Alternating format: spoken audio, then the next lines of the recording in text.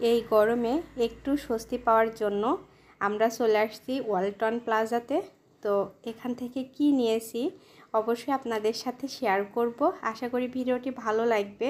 তো চলুন আমরা এখান থেকে কি কিনেছি মূল ভিডিওটি দেখে নেওয়া যাক। আসসালামু আলাইকুম everyone, welcome back to my channel. আমি আফসানা মিমি, সবাইকে ওয়েলকাম জানাচ্ছি আমার ইউটিউব চ্যানেল আফসানা মিমি ব্লগস থেকে।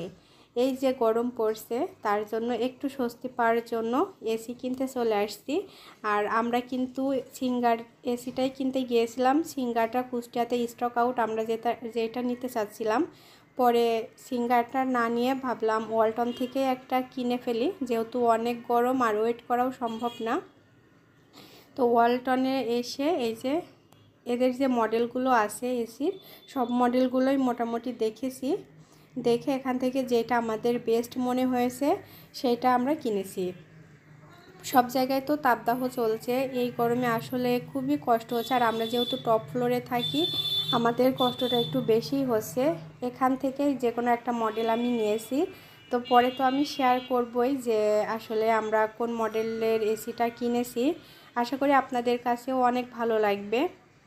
গরমে একটু স্বস্তি পাওয়ার জন্য হলেও এসিটা কেনা আর কি। অনেক দিন ধরেই প্ল্যান করছিলাম কিনবো, বাট যখন এত বেশি তাপদাহ চলছে পরে ডিসিশন নিয়ে নিলাম যে না, তাহলে এখনই কিনে ফেলি।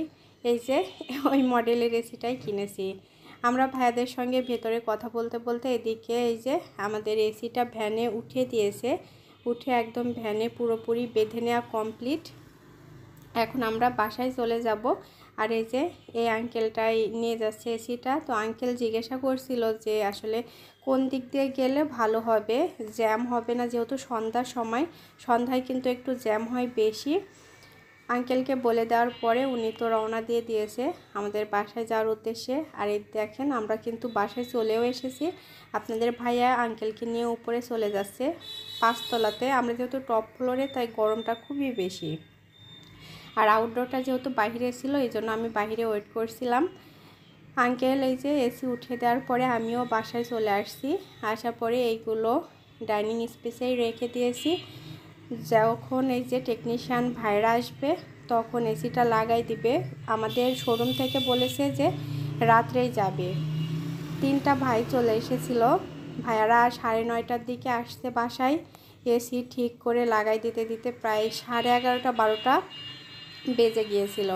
আউটডোরটাও ওপেন করে রেখেছে। এসিটার সব কাজ কিন্তু কমপ্লিট করে ফেলেছে ডিল করে। এখন এসিটা এই যে বসানোর পালা। এসিটা যেহেতু একটু ওয়েট ছিল তো দুইজনের একটু কষ্টই হয়ে যাচ্ছিল। পরে আপনাদের ভাইয়া আবার ওদেরকে একটু সাহায্য করলো, দিয়ে খুব ভালোভাবে এসিটা কিন্তু বসিয়ে নিয়েছে। এখন উপরে যে পলিগুলো থাকে ওইগুলো উঠিয়ে ফেলছে, কারণ এসি চালানোর সময় যেন কোনো সমস্যা না হয়। আর এই যে আউটডোরটা কিন্তু আমরা বেলকনিতে রাখছি।